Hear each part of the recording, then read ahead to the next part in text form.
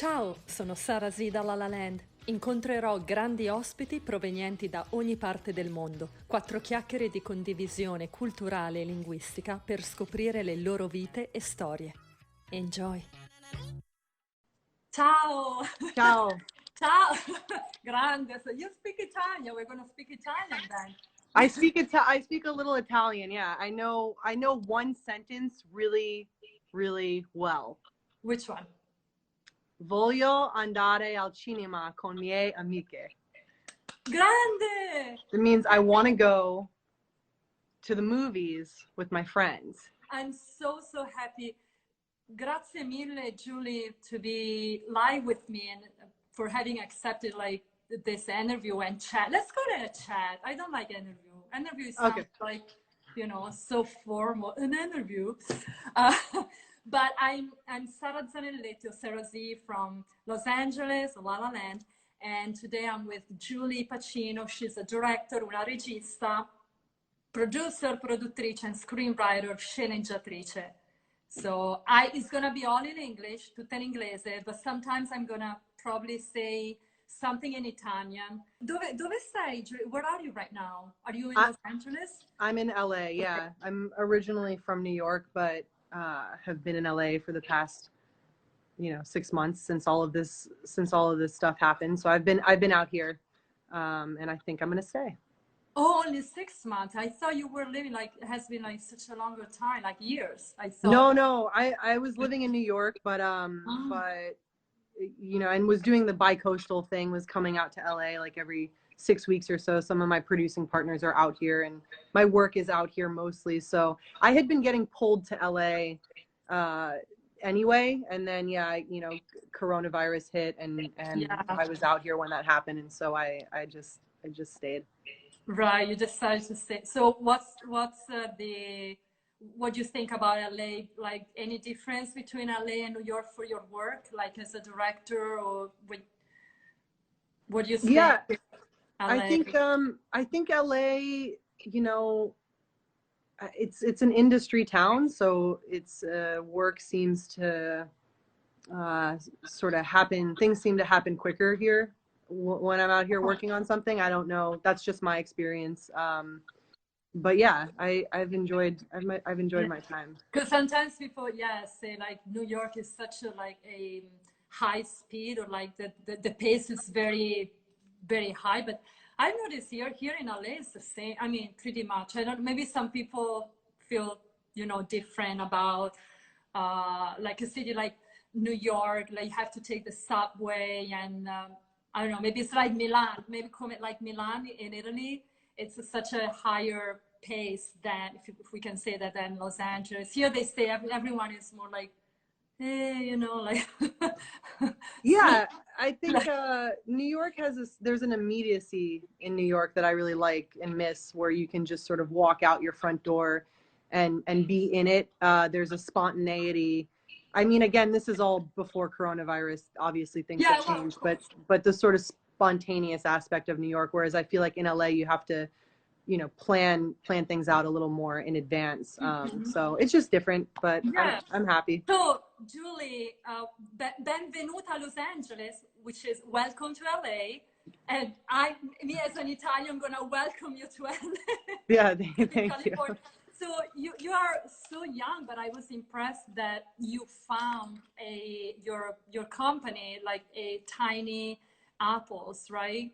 Amongst with like Kate Glover, that was a producer in Black Mirror, and Jake Hunter. Oh, Jake! Is the right pronunciation? Yeah. I'm sitting here right now, actually, with one of my partners, Aaron.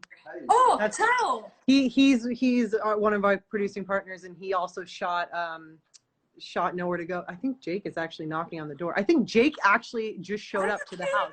This is really crazy. Oh my God! Okay, you've seen it here first. Is someone knocking? No one's knocking, but he should be here any minute. That's the thing. Okay. So anyway, sorry. Yeah, Tiny Apple. No. That's great. I like it. So anyway, for the Italian audience, right? Julie ha fondato questa compagnia che si chiama Tiny Apples e ha appena detto che 2 dei suoi collaboratori e soci sono qui. E ciao. He was looking at for your handle. I don't know. The We're what? off the rails here. It's a Saturday, guys. What can I say? I know. What can I say? And I don't have any. This is my alcoholic drink, water. What do you have? This is Okay. vodka. This is just straight vodka. No, that's not true. No, Water. Come on. come on. Yeah. So The sun's still out. It's just water. Don't worry.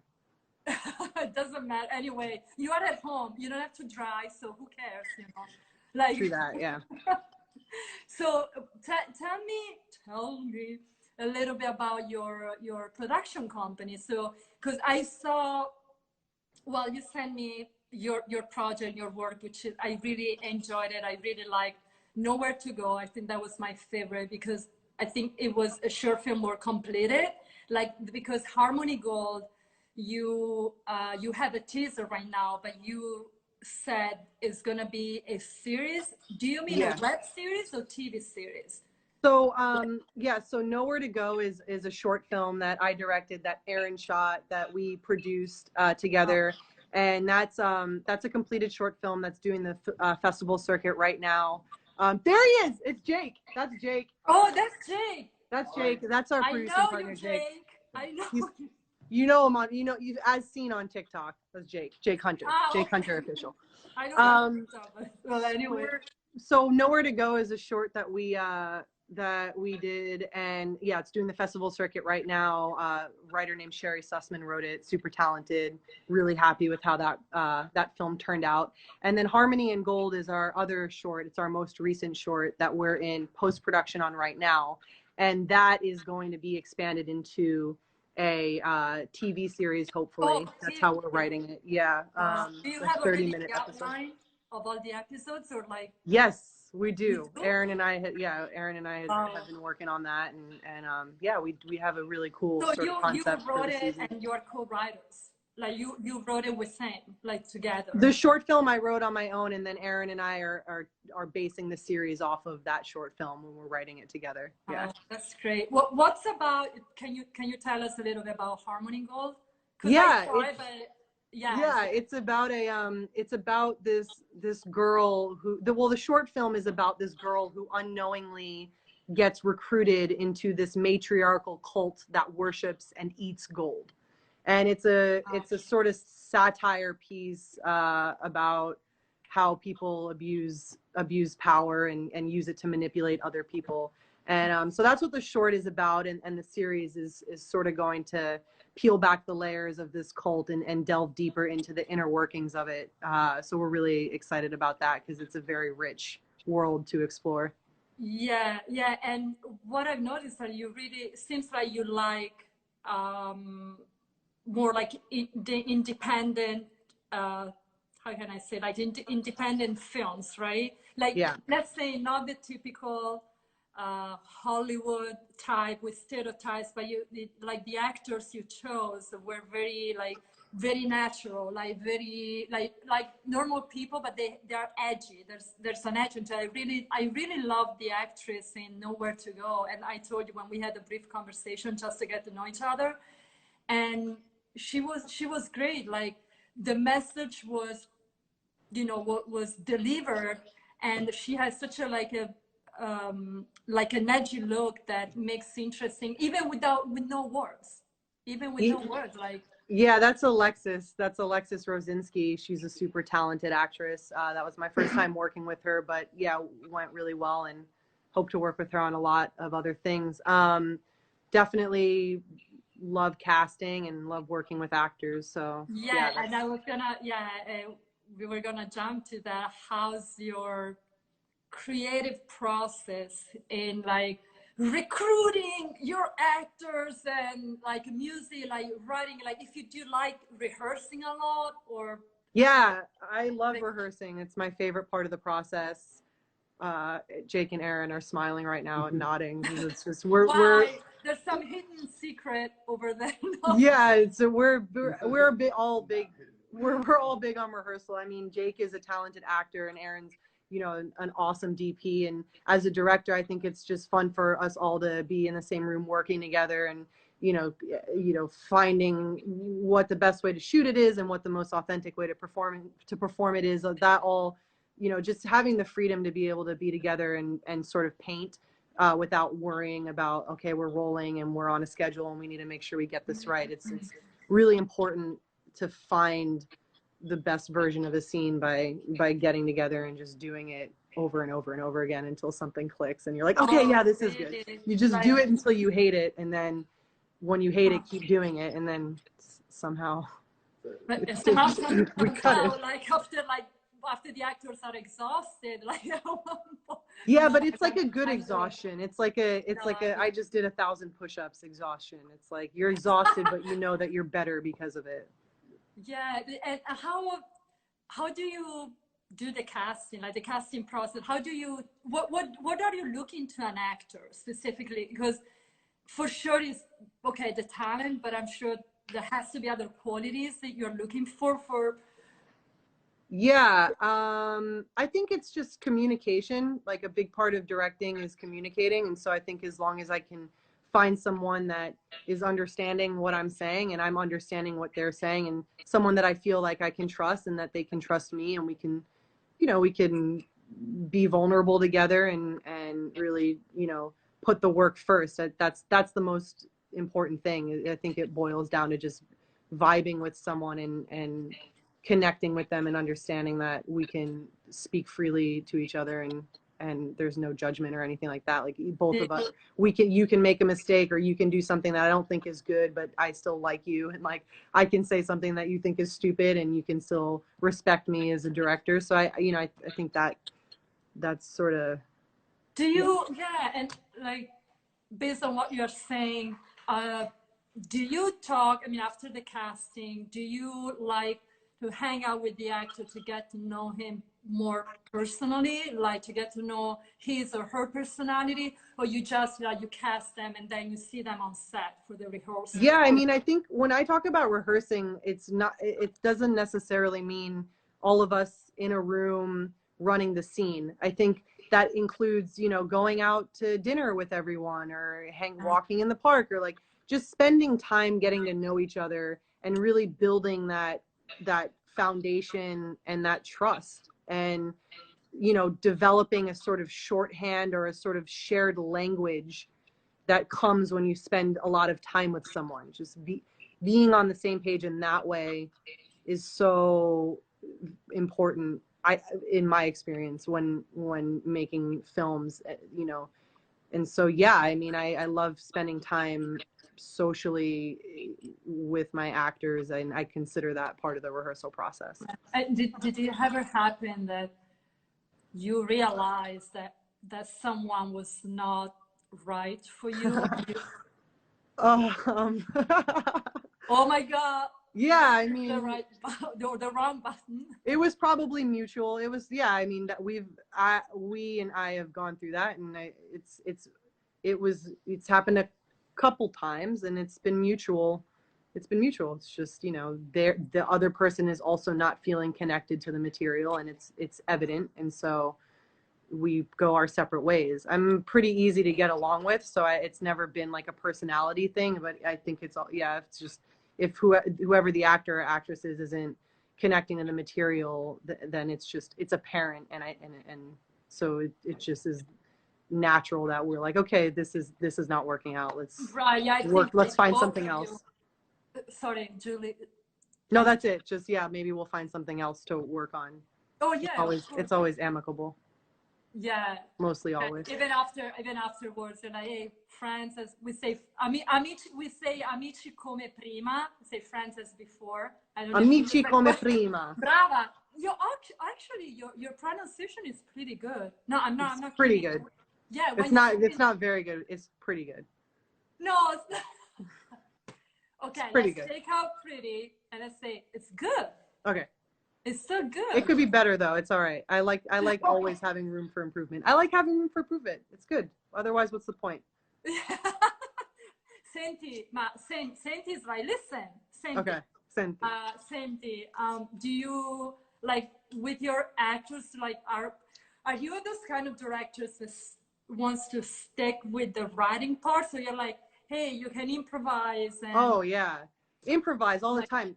We're improvise. I don't care. I'm not precious over the words that I've written. Sometimes I write really dumb things. They're stupid. Where you hear them out loud and I'm like, why did I write that? That's contrived and it's dumb.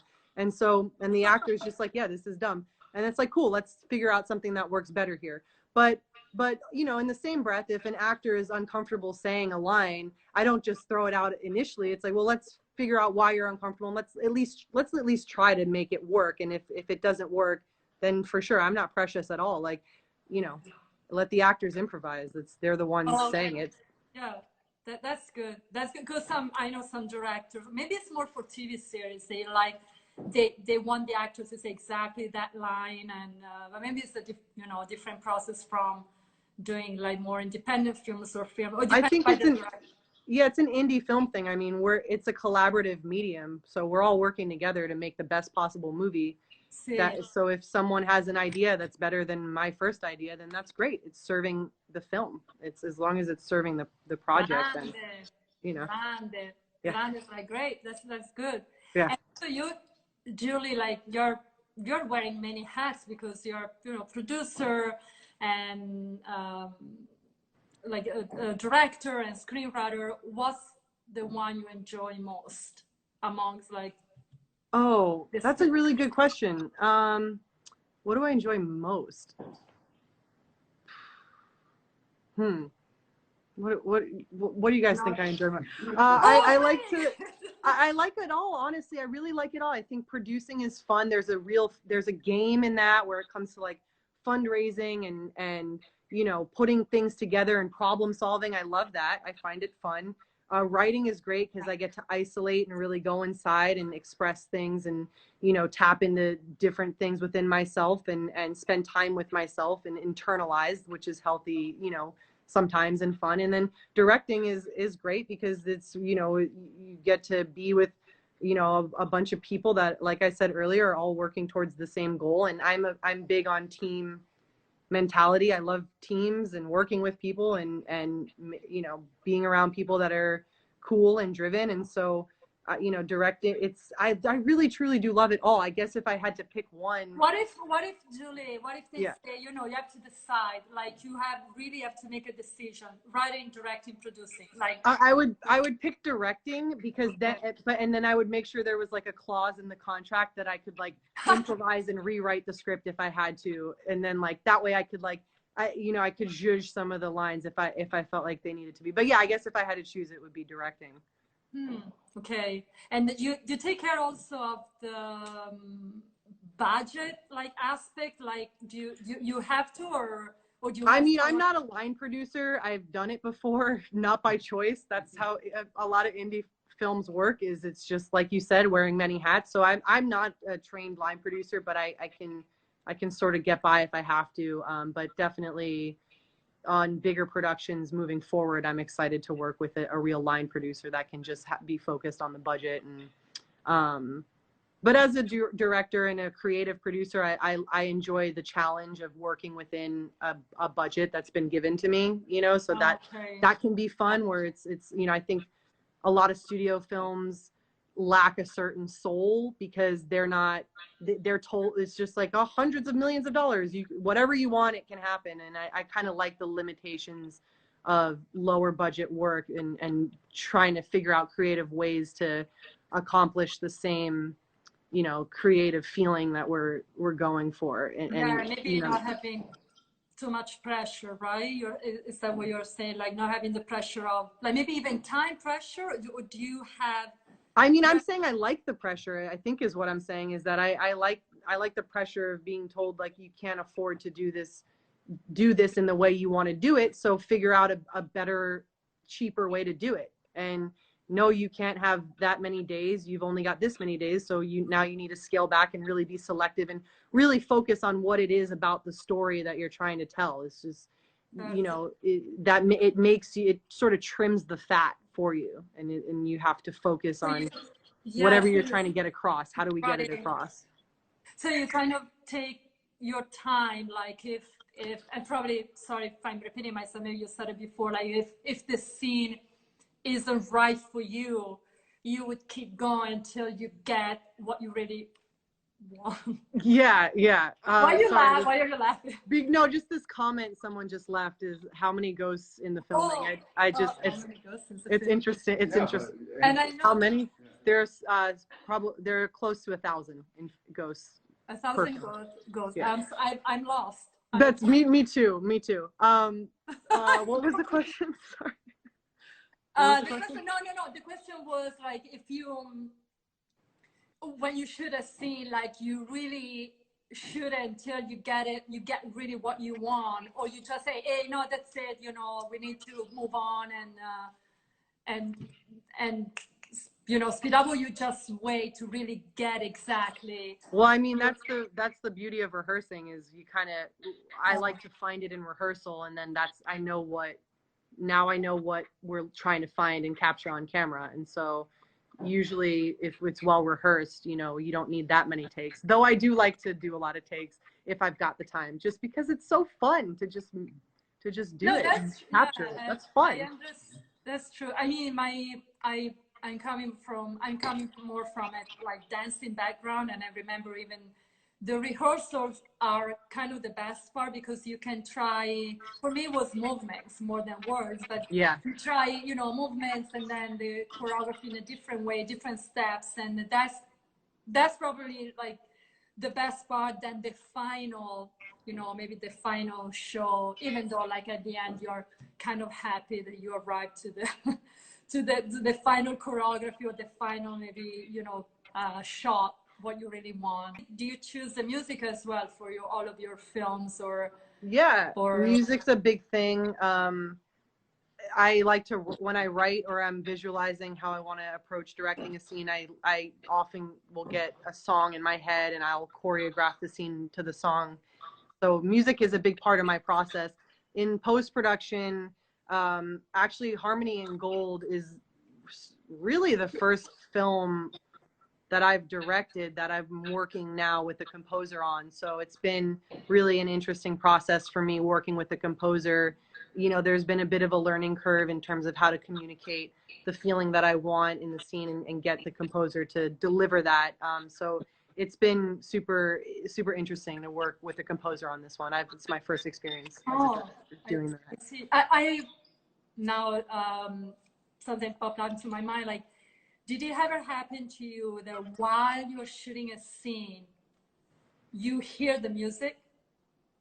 Yeah, well, while I'm visualizing the scene, definitely. And then there have been a couple scenes or shots that we've tried to choreograph to a certain song, but then oftentimes you get to the edit and the way that the film has come together, that the song that you had in mind is no longer works, and so you just sort of move on. So music is fun and good as like a source of inspiration. But yeah, in all my movies, I would say the music, I'm very proud of the music that's in them, and that's something that we get praise for, is that the music in our movies is always pretty good. So what do you think is the hardest part in making a film, like in speaking like in general? Post-production. How come? Perché? It's just such a grind, because like all of the other parts of the process, pre-production, development, like there's always this sort of, it's always building in a way, and with the editing process, there can be stretches of time where it's just stagnant, or it's just you're hitting a wall and you try all these different ways to get around it and you're just still hitting the same wall, and you've got all your ingredients at that point. It's not like you're gonna be going out and shooting anything else, so you really have to get creative with what you've got in order to make it work, and that can be really frustrating sometimes. But then, when there's that breakthrough, it's that much more rewarding. So I would say post-production, personally, I find them to be the most difficult part. And you're always when you do the editing, you're always with the editor, right? You always double check with them, or you let the editor doing the work. No. And then they send it to you, and you're always there. Like, I'm always there. Sometimes my editors tell me to leave for a little bit. They're like, you need to leave me alone for a little bit. I can imagine, like a crow in your shoulder, like, no, I've gotten better at that though. I've learned how to just keep my thoughts to myself and let the editor work it out, and then show me, what do you think of this, as opposed to, you know, trying to be one step ahead. So I've gotten better at that. But yeah, definitely sometimes can be pretty annoying next to my editor. And sometimes I like to be annoying. Sometimes I know I'm being annoying, and I do it anyway because. But you know, as they say, it's your baby. You know, like it's like you're responsible. And you know, sometimes like a film doesn't go well, the actors, like sometimes you know, you say, oh, the actors were great, but you know, the director, like I think you get the responsibility, like the bigger, you know. Yeah. I get blamed for it if it sucks. So it's like I gotta try to make it not suck, you know, and then I just do my best. No. If it sucks, it's totally my fault. That's the thing. You're the director. Heavy lies the crown. Yeah, I know. I know. That's like, wow. You have to take it and go with it, and that's it. Like, but and why? So you founded this production company, Tiny Apples. Like, was there a specific reason why you decided to be on your own, or? Yeah, I mean, I think, well, it's Tiny Apples is there's 6 of us. So Jake, Aaron, Chris, Elise, and Bob. And so there's 6 of us, and we've been working together for a while, and it was just sort of a natural thing that we formed this company together. We'd made a couple things that had gone really well, and we wanted to make sure that we stuck together, and you know, we wanted to, all of us bring different skill sets to the table, and we felt like as a unit we could really, you know, we could really do some damage and you know, make some cool work. Yeah, but you're gorgeous because sorry, what did I say? Gorgeous? Yeah, you are gorgeous, but I'm gorgeous. Thank you. I wanted to say something. I wanted to say courageous. Cordial? I'm cordial. Yeah, I'm definitely cordial. Oh, courageous. Okay. Wait. I'm so brave. I make short films. No, you're courageous.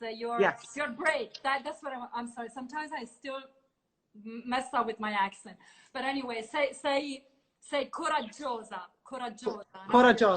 Courageous, because you know, opening like a company, it's, you know, there's a lot, of course, as we said before, a lot of work, and I think there's no failing because you're already doing it, and you're already producing and doing like a lot of work. You already produce a lot of work, like. Yeah, I mean, we talk about that all the time. Is just if we're fortunate to be working on things that we like and making movies and collaborating, so we feel like we've already made it in that sense, and you know, we have goals and aspirations, and we work towards those every day, but we also really appreciate just being able to do what we love together. Is there a specific a film genre you like, and then what you would like to direct most? Because what I saw was what I liked, that you were able to talk and tell a story, like for example Nowhere to Go, that there's a depth into it, but you told the story in a very subtle way, like with nuances. So cool, that I really like that. And is that your line, like where you're going, your direction, or you like different genre? Yeah, I think well, our company philosophy is that we're genre fluid. So basically we want to make the movies that we would want to see. So that's the only thing is this a movie that I would want to see? And if the answer is yes, then like I want to make it. So Nowhere to Go is a very serious, you know, meditative, heavy in a lot of ways piece, and I found in the script some things that spoke to me, and I expressed some things through it, and but then on the other hand, we have a short film called Hard Work that's you know, just a Oh straight my up God, I love comedy about a production assistant that works on porn sets, know. and it's wild and insane and funny. And you know, that had the things about it that we and I wanted to explore. And so, you know, from comedy to drama to I'm writing a horror film right now, like it really, I really truly do like all genres. I don't feel like I need to Yeah, be because I pigeonholed. do comedy and drama. How did you come up with hard work? Can I explain very quick in Italian? Yes, go for it. No, Hard Work is this film by Julie Pacino, e questo attore è in un film porno e lui ha bisogno del Viagra e chiede all'assistente di fargli una siringa e di dargli del Viagra. Down there. She said Viagra and she's pointing down. Well, let's say in the how can we call in italiano nel suo pene, diciamo nel suo pene, in the penis. What can we say? Yeah. So how did you come up with that? I did not come up with that idea. I love it and it's great. I cannot take credit for it. That's our friend Max Mizell. He's the one who played the lead role in it, Max. And he wrote that hilarious script. And yeah, I just thought it was such a funny setup, and we had a blast shooting that short. We had a blast. And again, the actor who played the main part, lui era bravissimo, fantastico. The porn star, Jason Deeds. Jason Deeds. Yeah, he was, honestly, like He's watched great. it twice and it was good. I mean, we got the point, you know. Oh yeah. He was a riot. He had everyone cracking up in between takes and during takes. Actually, he's like an improv. Is he a real porn No, he's not a real porn star. I'm joking. No. You're joking, okay. Also, I don't produce and direct porn. Tiny Apples doesn't do porn. We are filmmakers and that's it. You know. So I just to set that, just to make that clear. No, per me, a me è piaciuto molto perché, of course, it was funny, it was good, I really liked it. And what's the ultimate goal for your production company? Like, what would you like, in the future? I mean, I think we just want to continue having fun and making these projects and growing and moving on to feature films and TV series and longer format stuff, and you know, hopefully find an audience that's into our, you know, sort of weird quirky style, but bridge the gap and make sure that we're making work that's relatable to a wide audience. And I think just continue to grow and hopefully, you know, at some point be in a place where we can make a real impact and a real difference in other aspects outside of the film world. But for right now, we're just focused on one movie at a time. Yeah, that's very, very, very good. And I meant to ask you before, did you go to any acting school, Julie, or you are self-taught?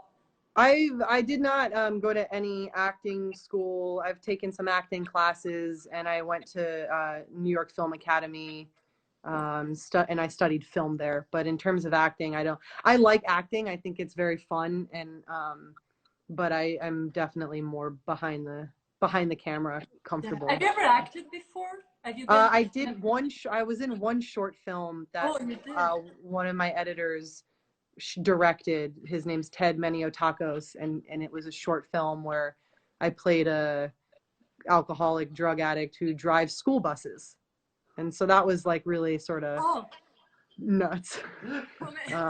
How did you get into the car? Like, he had a vision. Honestly, he had a vision for this short, and he wanted me in it.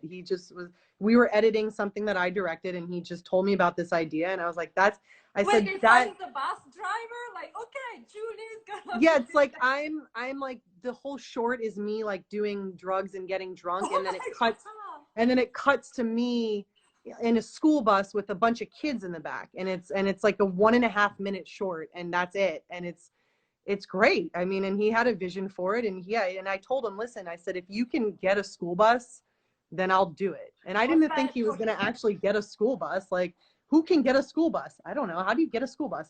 I did not think he was going to get a school bus. Okay. He got a fucking school bus, and then I said, all right, let's do it. So. Aspetta che traduco in italiano. I like that. I'm going to translate okay. in Italian. Julie ha fatto ha fatto parte di un cortometraggio e lei doveva interpretare un autista di un autobus, no scusate, di un autobus per la scuola, però doveva essere drogata e ubriaca, e alla fine hanno procurato questo autobus per la scuola e lei ha interpretato per tutto il cortometraggio questo ruolo. E hanno detto, sì, Julie è lei, she's gonna be the star, like the drug. Yeah, exactly. Do you have any, maybe a quote, an English quote, maybe I can translate it in Italian, or an advice for upcoming directors, or that you would like to share? I mean, with advice, I don't know. Just like, I don't, does anyone have advice for me? I don't know. Someone tell me what the hell we're supposed to do. Quote, I guess, for me, what works for me, and I don't know anything because I just am an artist, and I got nothing really to say. But for me, I like to just follow the path of least resistance. And so if you're trying to work on something or make a project happen or do something and it's feeling forced, then the best thing to do is just to sort of shift and go to something else. Because in this business, in my experience, it's really truly all about timing. And so whatever project you've got that's meant to happen is going to happen when the time is right, and it's not going to happen before that. And so forcing something and trying to do the same thing over and over again with the project is just it just frustrates you, and it's not worth the stress of that. So I would just, my suggestion or my advice in that regard is just to go with the path of least resistance and make the thing that feels the easiest to make at that time. Fare le cose nel modo più semplice e naturale possibile. Grazie mille. I want to thank you so much. Thank you. For accepting with this stranger, Sarah Zanelletti. Grazie mille, Julie, and your friends. Say hi to Say bye. Say bye, Tiny Apples. Ciao. Bye. Vi aspetto presto con un nuovo guest e una nuova storia. Join me. Baci e abbracci. Sarà La La Land.